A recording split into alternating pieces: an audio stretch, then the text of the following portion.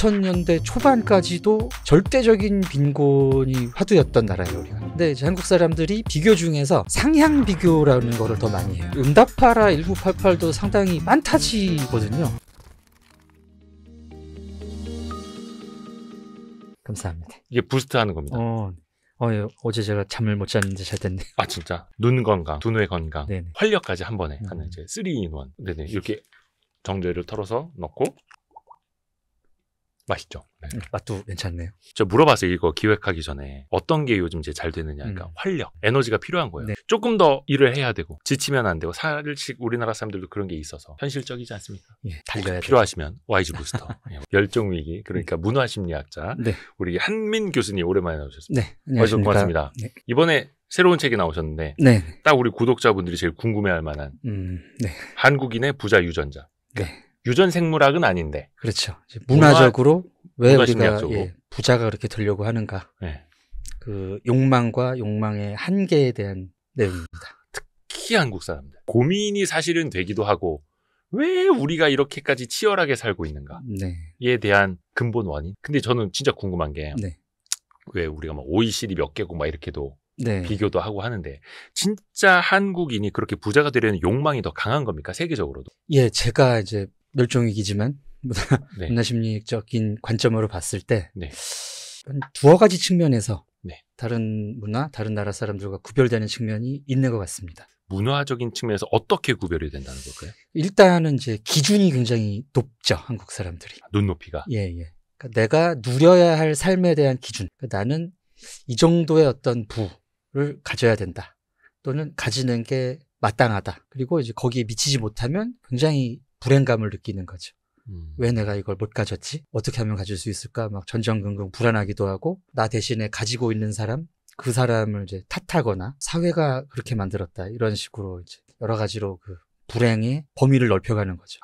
이게 저희도 이제 요 한국인의 부자 유전자. 저 이제 댓글 잘 써주시는 분들 중에서 한 3분 정도 선정을 해서 책을 좀 보내드리려고 하는데, 나는 왜 저 책을 못 받는가? 또 이런 또 불행해 하시면 안 되는데. 하여튼 댓글 잘 써주시면 저희가 또 선정을 해서 책 보내드릴게요. 근데 이게 앞에 책에서도 이제 쓰셨는데 예전에 뭐 미국의 퓨 리서치 센터에서 설문조사한 거 보니까 행복에 영향을 미치는 게 무엇인가? 라는 설문조사에 거의 우리나라 사람들만 돈이라고 답했다고. 예, 뭐 가족, 건강, 돈, 뭐 여러 가지 요인이 있었는데 예. 다른 나라는 이제 거의 가족이 제일 앞에 있었고요. 뭐 가족과 건강 이런 순위였는데 이제 한국 사람들만 돈이 제일 앞에 있었다고 여러모로 이제 충격을 줬던 조사였죠. 그러니까 이제 그렇다고 해서 우리가 가족이나 건강을 등한시한다라는 건 아닌데 네네. 뭔가 마음속에서는 그래도 돈이 먼저 있어야 가족도 챙기고 그렇죠. 몸도 건강하고 한 거지. 근데 이거를 우리나라 사람들이 보기에도 좀 충격적이었지만 외국 사람들이 봤을 때 그렇죠. 다 한마디씩 했죠. 뭔가 쟤네 왜 저래. 좀 신기하다. 이런 반응이 좀 있었습니다. 그러니까 그 쟤네 왜 저래 이유를 좀 찾아봐야 되는데 이게 왜 그렇게 우리나라 사람들한테 돈이 좀 중요할까? 일단 역사적으로 한국의 이제 현대사가 굉장히 그 절대적인 가난에서 벗어나기 위해 노력했던 그런 시기가 굉장히 길었죠. 현대사 속에서. 뭐 일제강점기, 뭐 한국전쟁, 전후 복구, 산업이 아무것도 없었으니까. 그런 산업이 발달하는 동안 상당히 이제 어려운 삶을 살았었죠. 그래서 뭐 사실 한 40, 50대만 해도 어렸을 때까지는 좀 힘들었던 기억들이 다 있습니다. 그렇죠. 뭐 이제 저희 뭐 형님 세대나 아버지, 어머니 세대만 해도 막 6남매, 7남매 막 이렇게 갔잖아요. 근데 이제 일자리가 없으니까 그때는 또 절대적인 부의 양도 없고, 그러니까 이제 배가 고프고 일자리가 없으니까 막 이제 서울 보내고 막 식모 보내고 또는 이제 그때 막 생기고 있던 그런 경공업 사탕 싸고 이제 박하사탕 같은 데 나오는 가발 공장 가발하고 뭐 옷 만들고 굉장히 저임금 장시간 노동에 시달리면서도 넉넉하지 않았던 시간이 굉장히 길었죠. 배고팠던 시기들. 그리고 좀 살림이 나아지는가 했더니 또 IMF가 오고 카드 대란 금융위기. 그래서 거의 2000년대 초반까지도 절대적인 빈곤이 화두였던 나라예요, 우리가. 뭐 사실 뭐 세계 10대 선진국이니 36,000불인가요? GDP가? 1인당 GNI가. 굉장히 이제 상당히 객관적인 지표로는 많이 올랐는데 그런 기억에서 우리가 자유로울 수가 없죠. 그래서 일단은 우리가 더 행복하게 살 수 있었는데 돈이 없어서 행복하지 못했다라는 생각이 굉장히 있는 겁니다. 돈이 없어서 가족이 찢어지고 야반 도주를 했고 못 배웠고 못 먹었고 그러니까 일단은 돈이 있어야 되겠다. 그 기억이 아직까지 있다. 네네. 뭐 이제 기성세대에서도 그렇고요. 기성세대가 그런 태도를 가지고 있으니까 그런 불안이 또 자녀한테도 연결이 되는 거죠. 너희들은 가난해서는 안 되니까 열심히 공부를 해라. 엄청난 경쟁 사회가 되지 않았습니까? 그리고 또 객관적인 부의 그 양은 증가를 했는데 사실 부라는 게 상대적인 거잖아요. 그렇죠. 네. 그래서 전체적으로 다 20억씩 가지고 있으면 누가 부자인가요? 부자가 없잖아요, 아무도. 예. 다 똑같은 거지. 그래서 또 거기서 상대적인 박탈감이 생기고 이러면서 계속 이제 돈에 대한 갈망, 욕구가 남아있게 된 게 아닌가. 그렇죠. 네. 또 조금은 살만해진 것 같고 2025년 대한민국은 굉장히 이제 부유한 국가가 됐지만 여전히 노인 빈곤으로 그렇죠. 보면 네네. OECD에서 가장 또 이제 위험한 네네. 국가이기도 하고. 복지의 그런 사각지대도 여전히 있고 네. 노인 빈곤 또 고령화, 저출생 문제까지 겹치면서 계속 불안한 거예요. 그 마음속에 또 불안함이 있기 때문에 네네. 더 벌어야 돼. 예, 쌓아야 기성세대가 돼, 더 돈을 가져야 벌어놨지만 취업이 어려우니까 자녀 세대들이 또 사회 진출을 못하고 있고 부양해야 되고 이제 그런 뭐 노후 자금이 다 없어질 정도로 어렵게 계속 또 벌어야 된다는 생각이 그렇죠. 있고. 집 한 채는 마련을 했지만 이걸로 노후 대비는 절대 되지 않는 네, 뭐 이렇게도 되고 있고. 아이고 참 상대적으로 어쩔 수 없이 네. 또 그 불안함을 계속 가져가야 하는 네네. 나라 사람들 대한민국. 그렇습니다. 근데 이제 말씀을 하셨습니다만 사실은 이 부유함 네. 이게 굉장히 좀 상대적인 거란 말이죠. 맞습니다. 근데 또 우리나라 사람, 이거 우리나라 사람만 그런지 모르겠는데 되게 비교하는 문화가 강하지 네네네. 않습니까? 뭐 사실 비교는 인간의 보편적인 속성이긴 합니다. 그렇죠. 네. 근데 이제 한국 사람들이 그 비교 중에서 상향 비교라는 거를 더 많이 해요. 아, 하향 비교할 수도 있는데 네네네. 하향 비교하면 내가 되게 고마워 보이고 예, 모든 예. 세상이 다 아름다워 보이는데 만족스럽고 감사할 수 항상 있는데 위를 보고 나보다 더 가진 사람들 쪽으로 비교를 하죠. 이게 어떤 면에서는 유교적인 측면의 영향도 있습니다. 유교적인 거랑 네. 상향 비교가 어떤 이유일까요? 그러니까 이제 유교에서 그 군자 내지는 좀 현재의 나를 반성을 하고 조금 더 나아져야 된다라는 식의 가치관이 있거든요. 근데 이게 뭐 사실은 인격적이고 뭐 학문적이고 이런 차원인데 네. 그게 이제 더 남보다 좀 나아져야 된다는 욕구로 이어진 측면이 꽤 있지 않나 보여집니다. 항상 더 발전하고 성장하고 더 나아져야 한다라는 네. 그 생각이. 그렇죠. 그래서 위로 비교를 할 수밖에 없죠. 네, 반성을 하려면. 나도 더 많이 배워야 돼. 네. 더 많이 이뤄야 해. 예. 더 많이 가질 수 있어.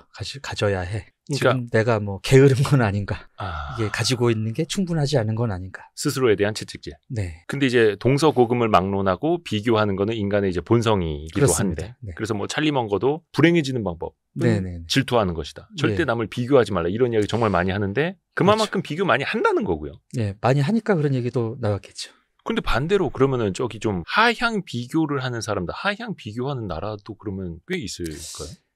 현대 사회 들어서는 그런 나라들이 많이 없어졌습니다. 일단 이제 미디어가 발달을 했고요. 핸드폰만 보면은 뭐 전 세계 사람들이 어떻게 사는지 다 알 수 있고, SNS 같은 게 이제 발달하면서 뭐 과거에 이제 행복도 굉장히 높았던 부탄이나 이런 예. 나라 사람들도 갑자기 불행해지기 시작했거든요.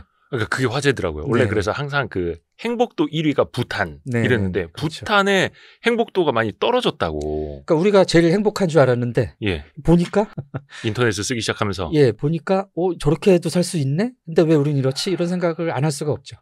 아주 오래전에 그 부탄 다녀오신 분이 쓰신 책을 봤는데 네. 진짜 2시간 동안 버스가 안 오고 있어도 음. 불평불만을 안 한대요. 네. 그러다가 3시간 만에 버스가 와서 너무 행복해한다는.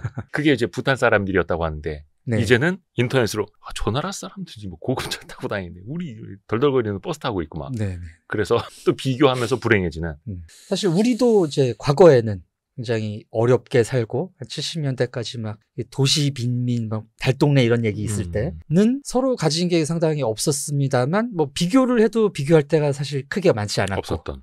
그때는 이제 다 같이 못 사람들이 사니까. 이제 기억하시는 게 그때는 이제 정이 있었다 이런 식으로 얘기를 하시잖아요. 그렇죠. 그게 이제 그 얘기입니다. 그때는 이제 나름의 행복을 추구를 했었던 것이고, 다른 이제 물질적인 게 똑같이 없었던 상태에서 이웃 간의 정이라든지 뭐 형제 간의 우애라든가 이런 걸로 이제 어떤 행복의 총량을 채웠었던 것이고요. 물질적으로 발전을 하면서 물질적인 쪽에서 이제 행복을 찾으려고 하는데 이거는 이제 상한이 없으니까. 계속해서 불행해지는 쪽으로. 어떻게 보면 가난해지는 것에 대한 하한은 있어도 네. 부유해지는 것에 대한 상한은 없는 거예요. 그게 이제 부의 상대성에서 제일 큰 문제입니다. 1,000억을 가진 사람이 5천억을 가진 사람한테 엄청나게 박탈감을 느낄 수 있거든요. 부에는 상한이 없다. 네. 뭐 주변에 얼마 전에 제가 야식 잡설 주제로도 삼았었는데 500억 있는 부자는 1,000억을 가지려고 하고 그렇죠. 1,000억 가진 부자랑 비교하고. 네네. 재밌는 도사가 있는데요. 예.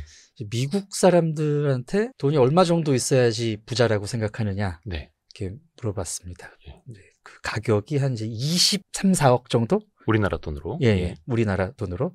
근데 이제 같은 질문을 한국 사람들한테 했을 때는 이제 40한 6억 평균적으로. 정도. 네. 미국 사람들이 GDP가 이제 제일 높은 국가기는 한데. 네, 뭐 8만 불이 넘는데 그 나라 사람들은 소박하네요. 20몇 억만 있으면은 난 부자다라고 생각을 하는데 한국 사람들은 3만 6천 불임에도 불구하고 그보다 거의 2배 가까이 돈이 있어야지 부자라고 생각을 한다는 거죠. 그러니까 그 갭만큼 우리는 더 불행을 쉽게 느끼는 겁니다.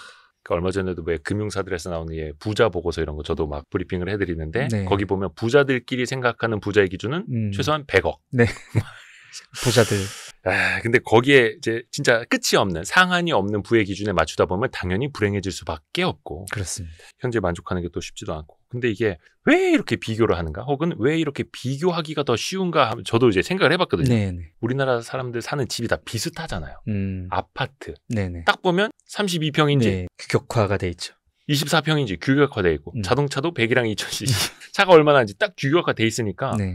야 이거 비교가 너무 쉬운 것 같다. 옛날에는 텔레비전도 29인치냐 40인치냐 이런 걸로 비교 많이 했잖아요. 뭐 가족도 뭐 4인 가족 뭐 2인 가족 이런 거 있죠.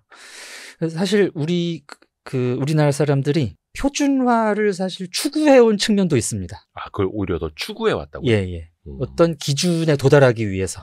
그러니까 사실 현대사의 어떤 기준이랄 게 없었잖아요. 특히 부에 있어서는. 예. 다 같이 못 살았던 시기로 이제 기억을 하고 또 그렇기 때문에 뭐 특출나게 가진 사람이 없었던 시기였기 때문에 우리가 잘 산다는 기준 자체가 없었죠. 뭐 옛날에 뭐 동네에 TV 하나 있고 온 동네 사람들이 TV 봤다는 얘기 뭐 저희 아버지 세대만 해도 그런 얘기가 있었는데 지금은 뭐 TV 없는 집이 없고 하다 보니까 이제 뭔가 이 정도는 살아야 된다라는 기준을 자꾸 만들기 시작했던 것 같아요.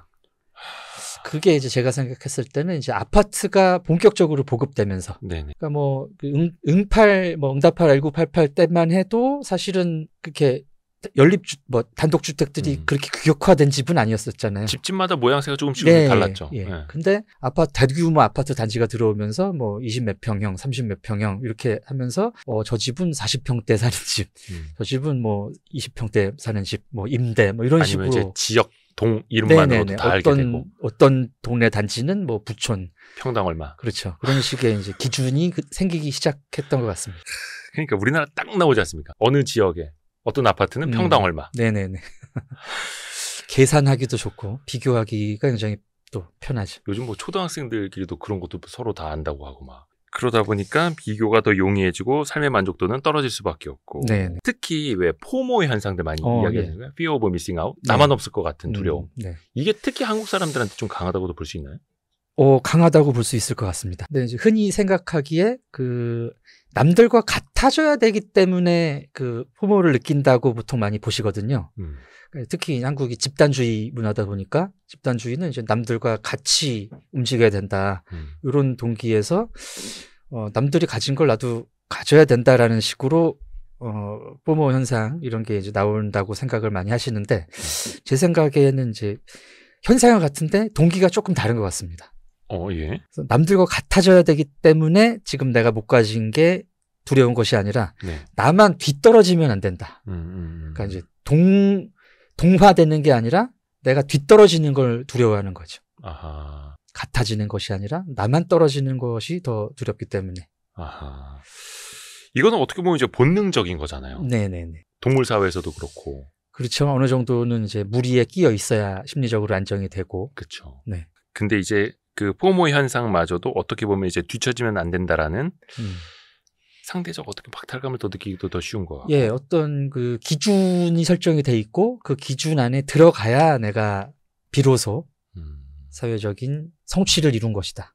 근데 어떻게 보면 앞에서도 뭐 자동차 100이랑 아파트 네. 뭐 생김새 평형도 이야기를 했습니다만 그 기준이라는 게 더 잘 보이기 때문일 수도 있겠네요. 네네. 24평 아파트인지 네, 명확하니까요. 32평인지 딱 보이기 때문에 네. 전세인지 월세인지 딱 보이기 때문에 직업을 결정하는 과정에서도 사실은 이것도 이제 어떻게들 생각할지 모르겠습니다만 사실은 연봉도 굉장히 절대적인 중요하죠. 기준이 되지 특히, 않습니까? 예, 직업을 뭐 선택할 때도. 결혼 시장에서 이런 얘기 많이 나오잖아요. 배우자 될 사람의 뭐 연봉이 뭐냐. 직업. 네, 직업이 뭐냐. 그러니까 사실 이제 대놓고 연봉을 물어보긴 뭐하니까 대충 직업을 물어보면 연봉이 나오는. 그렇죠. 범위가 나오니까. 음. 이것도 이제 어떤 기준 같습니다.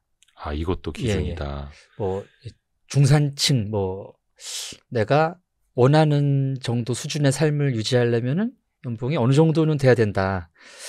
근데 이제 기준에 도달하기 위한 움직임은 틀림이 없는데 네네네. 일단 이 기준에 좀 문제가 있어요. 기준에 문제가 예. 있다고요? 그러니까 소위 이제 평균 올려치기라는 말이 있는데 들어보셨습니까? 평균 올려치기요? 네네네. 그 실제 사회의 어떤 평균과 내가 생각하는 주관적 평균이 다른 거예요. 그러니까 실제보다 더 높이 평균이라고 생각을 하는 겁니다. 사람들 다 이렇게 살지라고 나는 생각을 하고 저 정도는 나도 살아야 된다라고 생각을 하는 그 기준이 실제보다 훨씬 높이 책정이 돼 있다는 거죠. 그래서 뭐 드라마 같은 데서 그려지는 이제 중산층 가정면은 되게 넓잖아요, 집이. 드라마 세트장인데. 예. 되게 넓고 막 몇 명 앉아도 막 여유가 있고. 예. 또 뭐 가죽 소파 이런 거 막 가구 업체에서 그 협찬한 거 들어와 있고 막. 예. 들어와 있고 막 직업 다 뭐 의사고 뭐 무슨 변호사 이런 사자 들어가는 직업이고. 잘생긴 남자는 다 실장님이고. 예. 사실 응답하라 1988도 상당히 판타지거든요. 판타지예요? 예. 근데 사람들이 그걸 보면서 우리의 90년대, 우리의 80년대 이러면서 봤단 말이에요. 다 연대 다닙니다, 걔들이. 1994. 1994에? 다 연대 다니고 막, 칠봉이 메이저리그 간다고 그러고, 야구하는 선수들 중에 몇 명이 메이저리그를 갑니까? 그게 왜 우리 얘기예요? 어떻게 우리 얘기예요, 그게? 바둑 기사 나오는데, 걔가 막 아시아 이창호급이고, 네. 아시아 챔피언이고, 네, 잘생겼어. 평범한 우리 동네래. 그런 게 이제 평균 올려치기일 수 있죠. 덕선이도 사실은 예쁘고. 스튜디오스. 어디 저희 동네 아무리 봐도 스튜디오 아닙니다. 그러니까 이게 판타지물이었던 거네요. 판타지였어요. 응팔 시리즈도 사실은 판타지물이었다. 예. 야, 저는 그거를 되게 고증이 된 그 사실에 가까운 드라마라고 생각을 했는데 착각이었네요. 사실 이제 그 시대는 고증이 잘 됐죠. 시대나 문화는 고증이 잘 됐지만 그 사람들은 상당히 사회 일부였다라는 것이죠.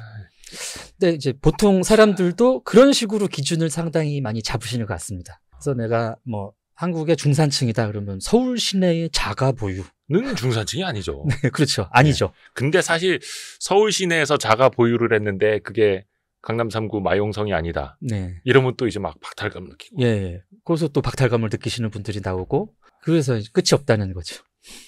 기준이 잘못됐다. 네네. 기준 올려치기가 심하다. 그렇다고 해서 지금 우리가 기준을 좀 내려칠 수도 없는 거. 그렇죠. 올라가는 높이는 안 내려오잖아. 올라가고 싶으니까요. 올라가고 싶고 그럴 수 있다고 생각하는 측면도 꽤 큽니다. 어찌됐든 간에 더 올려치기를 거듭하는 게 현재 대한민국의 모습인 것 같기는 한데 네. 요즘에 보면 이제 미국에서 특히 이제 왜 서학개미라는 표현도 있지 않습니까? 우리나라 국장 투자하시던 분들도 미국장으로 많이 넘어갔고 네네네. 그 중에서도 미국의 기술주 투자, 빅테크 거기에서 또 레버리지 투자도 굉장히 많이 해서 이게 미국 그 금융 경제 관련된 언론에서도 많이 보도를 하고 있더라고요. 한국 사람도 유별나다. 한국 사람들 막 테슬라뿐만 아니라 테슬라 레버리지 ETF 엄청 투자한다. 그러다 손실도 엄청 보고 있다. 근데 이게 조선 시대에도 이런 우리나라의 투기성이 좀 많이 좀 반영이 외국인들의 눈에 비친 게 많았다고요. 예, 그때는 이제 우리가 뭐 경제 규모도 굉장히 크지 않고 작고 어려웠을 때였는데. 또 이제 나라도 넘어가기 직전이었고, 근데 이제 이탈리아 총영사로 이제 한국에 있었던 카를로 로제티라는 이탈리아 사람이 있는데요. 이 사람이 쓴 꼬레아니 한국 사람들이라는 이제 책인데 여기에 이제 어떤 내용이 나오느냐면 한국 사람들은 평소에는 굉장히 무기력해 보인다. 네네네. 조용하고 에너지가 별로 없고 이제 그런데 도박판이 어디서 벌어지면. 눈에 생기가 돌고 타짜에서 김혜수 씨 대사인가요? 손이 따뜻해졌어. 그런 느낌의 기술들이 있습니다. 도박판만 열리면 예. 그래서 그 좀 약간 투기성 또는 이제 도박. 사실 한국 사람들의 투기 또는 투자 행위가 도박, 투기로 해석될 수 있는 부분이 굉장히 크잖아요. 지금 말씀하신 것도 그렇고 또 이제 소위 영끌. 예. 뭐 빚내서 투자하고. 영끌, 레버리지, 비투. 예. 이런 게 이제 굉장히 투기적이죠. 도박적이죠. 근데 이게 이제 조선시대 때부터 네네네. 이탈리아 영사 카를로 로제티의 눈에도 뭐 그렇게 투자는 보였다. 아니었지만 도박적인 그 어떤 맥락이 분명히 있었고요. 그 조선시대 때부터 우리나라가 예를 들어서 뭐 네덜란드처럼 네. 뭐라 해야 되나 주식회사 제도를 만든다거나 그걸로 이제 해외 좀 이렇게 투기를 하셨을 겁니다. 투자를 하는 그런 시장이 만들어졌었으면 나았을 텐데 네네. 그게 아니라 투기 도박판은 또 많이 열렸었다라는 거고. 근데 이게 한국 사람들한테는 좀 이제 낙관성이 더 강하다라는 것도 책을 통해서 이야기를 해주시더라고요. 예. 그 이제 심리학 개념 중에 비현실적 낙관성이라는 개념이 있는데요. 예. 이게 이제 한국 사람들이 뭐 낙관적이라는 뜻은 아닙니다. 뭐 다 잘 될 거야, 뭐 이렇게 내 미래가 밝을 거야 이런 건 아니고요. 네. 남들한테 생길 수 있는 안 좋은 일이 나한테는 안 생기고, 남들한테는 안 생기는 좋은 일이 나한테는 생길 것이다라는 믿음이거든요. 그게 더 강해요? 예. 그래서 이제 조사를 해보면은 그 집단주의 문화권이라고 할 수 있는 일본은 이 비현실적 낙관성이 거의 0점입니다. 거의 없어요. 그러니까 남들한테 벌어지는 안 좋은 일이 나한테도 생길 수 있어 이렇게 생각하는 거예요. 그러니까 뭐 문항이 예를 들면 이런 식인데 뭐 사람이 살다 보면은 큰 병도 걸릴 수 있고 뭐 사고도 당할 수 있잖아요. 네네네. 뭐 예를 들어서 뭐 큰 사고로 내가 뭐 장애를 입을 확률이 30%다. 뭐 이런 게 이제 통계적인 자료가 있는데 당신은 어느 정도일 것 같습니까? 그러면은 한국 사람들은 나는 안 걸리지. 그렇죠. 0.003%. 예, 그런 식으로 대답을 한다는 거예요. 그러니까 이게 어떻게 보면 이제 어떤 사고가 나거나 네. 질병에 걸렸을 때들 많이들 하시는 말씀이 왜 하필 나야? 그렇죠. 예, 그게 왜 하필 나일까? 네네. 그래서 더 불행함을 크게 느끼고 못 받아들이는 거죠. 네네. 근데 이게 한국 사람들한테 더 심한 거였어요? 네, 연구에 따르면 우리가 굉장히 큰 편입니다. 어떤 분은 그런 말씀 해주시더라고요. 그러니까 확률적으로 봤을 때 네. 뭐 1000분의 1이 됐든 10,000분의 1이 됐든 나올 수 있는 거고 그게 나일 경우도 있는데 네. 그걸 이제 한국 사람들은 확률적으로 못 받아들이는 거예요. 네. 그럼 그 왜 10,000분의 1이 난데? 그게 왜 나냐? 근데 한겨연에서는 그렇죠. 814만 분의 1이 로또로 이제 막 하고 있고. 그게 왜 난 안 되냐? 이게 그 비현실적 낙관성. 네네. 그래서 요것과 연관된 그 카네만 교수의 실험이 있습니다. 네. 책에 제가 소개를 했는데요. 네. 이제 A 선택지와 B 선택지 이제 두 개가 있는데 A를 선택하면은 이제 1억 원을 무조건 받을 수 있어요. 100% 확률로. 예. B를 선택을 하면은 89% 확률로 5억을 줍니다. 그리고 10%는 1억을 받아요. 예. 근데 한 푼도 못 받을 확률이 1%가 있습니다. 네네, B에는. 네. 뭘 선택하시겠습니까? A, B 중에. 무조건 1억을 받는 걸 저는 이제 상식적으로 저는 그게 괜찮을 것 같거든요. 그죠. 이제 경제 채널이니까. 약간 저는 이제 학습을 해서 그렇습니다. 네네네. 그러니까 본성은 그래도 한 방 5억 튕겨봐야지. 네네. 이 생각은 하죠, 사실은. 그렇죠. 예. 사실 이제 여러 나라에서 연구를 했을 때 그 확보된 이익을 추구하는 게 사람이거든요. 예. 경제학의 이제 원리인데 예. 이 원리가 안 통하는 나라가 한국입니다. 일단 5억. 일단 B를 선택을 하는 거죠. 야, 저게 한 푼도 못 받을 확률이 1%밖에 그게 나을 리 없어. 그게 나을 리 없어. 그거 1% 되는 놈은 재수없는 애고 네네네. 난 그건 아니야. 난 럭키가이야. 그렇죠. 근데 그게 5억을 받을 확률이 아까 89%? 89%. 예. 그럼 한번 해보면 가지 않습니까? 그렇죠. 그게 바로 비현실적 낙관성이고 여러분은 지금 어떤 걸 선택하실지 댓글로 남겨주십시오. 네, 통계가 영끌과 필요합니다. 비투를 만들어내는 이제 마음의 습관입니다. 그치. 나는 잘 될 거야. 네네. 근데 또 반대로 그 1%, 네. 10원도 못 받는 거에 딱 걸렸을 때, 내가 왜 하필? 그렇죠. 거기서 끝내는 게 아니라 대상이 잘못됐다까지 갑니다. 부정하고, 네네. 못 받아들이고. 이거 이제 실험 조작됐다라든지, 저 연구자가 누구한테 돈 받았다. 그러니까 여기까지 가죠. 우리나라에서 그 로또 조작설을 믿는 분들 굉장히 많은데. 굉장히 많습니다. 저희가 그 야식 잡설을 올렸었는데 그게 100만 뷰가 넘었습니다. 네. 그러니까 그렇게 믿게 되는 거죠. 내가 안 되면. 그렇지. 이런 마인드지. 이게 하여튼간 한국인의 부자 유전자 안에 있다는 겁니다. 지나간 얘기만 하는 게 아니라 그를 통해서 이번 분기에는 어떤 기업들이 좋아질 수 있을까에 대한 고민도 같이 있을 거라고 생각을 합니다.